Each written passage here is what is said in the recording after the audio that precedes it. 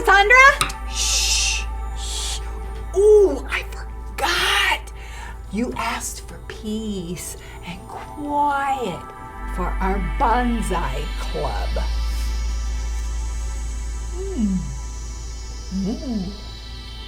Can I help you, Kim? I just don't understand what I'm supposed to be doing with my bonsai tree. It's a bonsai tree. Okay. And so what am I still don't understand what I'm supposed to be doing. This is supposed to be a peaceful activity. It's meant to help us slow down and relax. Okay. But I'm relaxed. What are we supposed to do with the little scissors? We use these special scissors to cut off different leaves and branches and encourage the tree to grow into whatever shape you desire. So just pick up your scissors, Kim.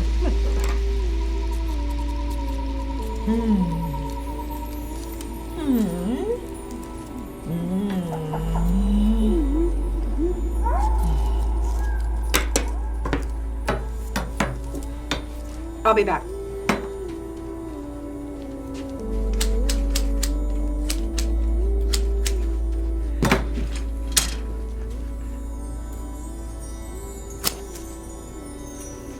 Ta-da! Look at my bonsai tree. Kim.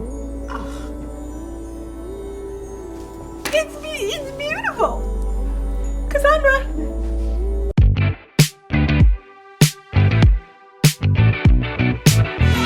Hi, everyone. I'm Cassandra. And I'm Kim. And welcome to Central Kids TV. This month, we're talking about humility, which is putting others first by giving up what you think you deserve.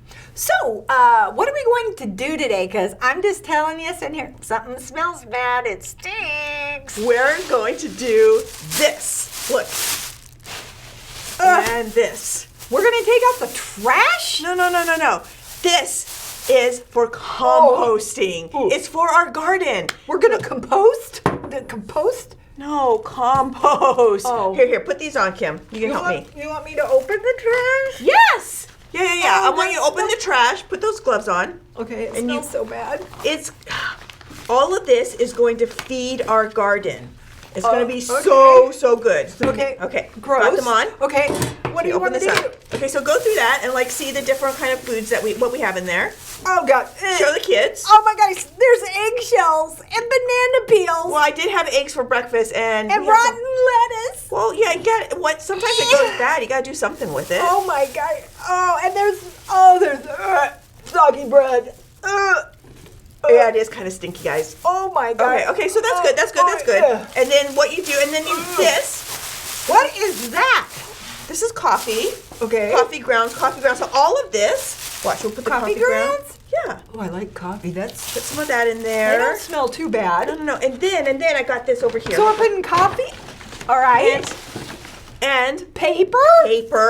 Paper does compost. Yes, it does composting. Oh. And some dried old leaves. Okay. Those are good for in there. All right. And some used paper towels. Uh-huh. Okay, so you put all that in there, and guess what it turns into? What? This is incredible nutrition for our plants. They're gonna grow like crazy. So this is like making something good out of something not so good? Yeah, we're taking something really stinky and making it into something amazing and beautiful. In fact, that has a lot to do with our story today. I think it's time for the story before the story. The story before the story.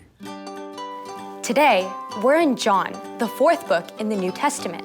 But before John, in the very beginning, out of a deep, deep love, God made an amazing world. But when people turned away from God, the world was broken. God made a plan to draw people back into relationship. So at the right time, God sent his very own son, Jesus, to come live among us. When Jesus grew up, he traveled from town to town, teaching and healing. But the religious leaders made plans to get rid of him. Jesus was crucified on a cross and died. But early Sunday morning, Jesus returned to life. Lots of his friends saw him. Which is where our story starts. Take it away. Our story today comes from the book of John, and it's about Jesus and Peter. Those two had been through a lot, Peter was one of Jesus' best friends, and Peter was going to do something terrible. It all started after Jesus was arrested and taken away.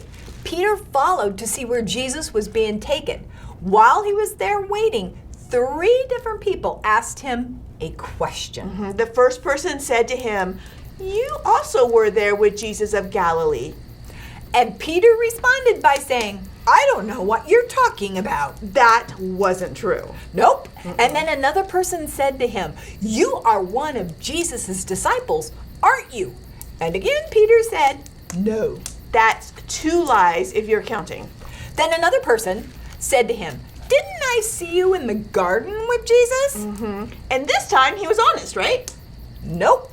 He denied he even knew Jesus or that he ever knew Jesus. So 3 times Peter lied about being Jesus' friend. When Jesus needed him the most, Peter pretended like he had no idea who Jesus was. Over the next few days, Jesus was killed, buried, and then he rose, ta-da, from the dead. Woohoo! Jesus is alive! Alive! That was incredible. But Peter had to still be thinking about what had happened between him and Jesus, like what he did. Yeah, he probably wondered if Jesus was disappointed or even angry. Well, Peter would soon find out. One night, Peter and the other disciples, they went fishing. They'd been fishing all night and hadn't caught a thing. Nothing? Like no fish at all? Nope, not one little fish. But that's when someone appeared on the shore and said, "Friends, don't you have any fish?" "No," they answered. He said, "Throw your net on the right side of the boat. Then you will find some fish." The right side of the boat? Like there was a wrong side of the boat? I cracked myself up. Yeah. Okay, so did they throw the net on the right side of the boat? They sure did, and when they did, there was more fish in their nets than they'd ever seen. It filled their nets up. Their nets almost broke. They couldn't even get it back into the boat. Did anyone recognize who the person was on the shore? Oh, yeah. One of the disciples said to Peter, "It's the Lord," meaning it's Jesus. As soon as Peter heard this, he jumped out of the boat and into the water and swam to shore. When he jumped in the water with all his clothes on? Oh my goodness. He must have been really, really excited to see Jesus. When Peter got to the shore, Jesus was already making breakfast of fish and bread for the disciples. Fish and bread for breakfast? Oh, no Starbucks? No Starbucks. After they ate breakfast, Jesus asked Peter a question. Oh. He said, "Simon." Wait, pause. I thought his name was Peter. Well, it's Simon Peter, okay. So both are right. Okay, I got it. 1 person, 2 names. Okay. Yes. He said, "Simon, son of John, do you love me more than these others?" And Peter said, "Yes, Lord. You know that I love you." And Jesus said, "Feed my lambs." I'm confused. Jesus knew the time was coming for him to leave the earth, and there probably weren't any lambs or sheep on the seashore that day. Oh, Jesus many times before had referred to himself as the shepherd and his followers as sheep. I got it. Jesus wanted Peter to take care of his followers, not actual lambs and sheep, because that, be a little weird taking care of sheep. Is that the end? No, Jesus asked twice more. He said, "Simon, son of John, do you love me?" He answered, "Yes, Lord, you know that I love you." And then Jesus said, "Take care of my sheep." And again. Yep, Jesus said, "Simon, son of John, do you love me?" And Peter answered, "Lord, you know all things. You know that I love you." Jesus said, "Feed my sheep." Just as Peter had said 3 times that he didn't know Jesus, Jesus asked Peter 3 times if he loved him. It was probably hard for Peter to hear Jesus ask him 3 different times if he loved him. I know, can you imagine? I'm sure it was. But even though Peter had messed up and really hurt Jesus, Jesus still loved Peter and made things right with him. And Jesus didn't only forgive Peter, he was inviting Peter to care for all the people who had followed Jesus now and in years to come.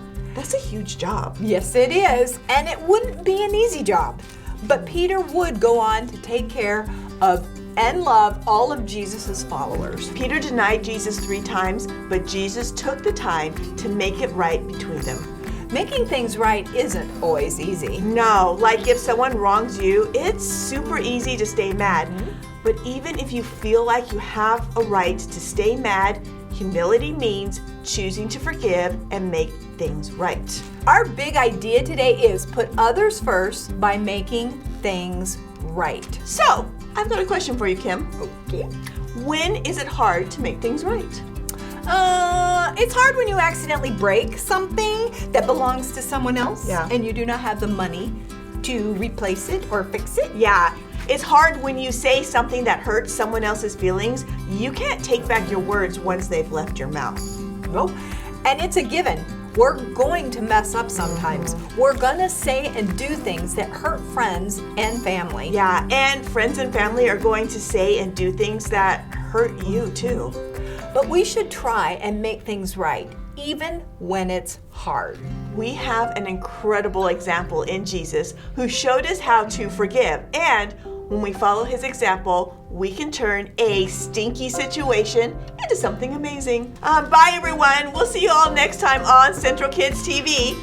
So how long does it take for this mess to turn into dirt? Because it smells really Yeah, bad. just keep covering your nose because you're right. It it's does awful. smell stinky and oh gosh, yeah. Here's some eggs too. Ugh. Maybe we should go get some earthworms. Do you have some, Kim? That'd be amazing. No, but let's go find some. Okay, awesome. Let's go get some worms. Bye, everyone. Bye. Ugh. Ugh.